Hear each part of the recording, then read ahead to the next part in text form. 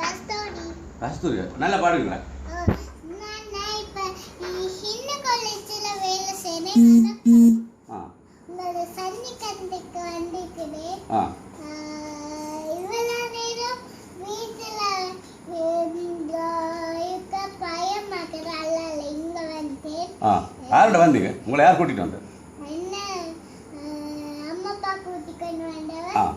இப்ப உங்களை வணக்கம் கத்துக்கு வந்தவர். வணக்கம் ரைட். எப்போ அப்போ நீங்கள் ஒரு பாட்டு பாடுங்க. ஜட்ஜஸ்க்கு அது மார்க்ஸ் போட்டு தெரிஞ்சுக்கிறேன். நான் பாடுங்க பாடுங்க.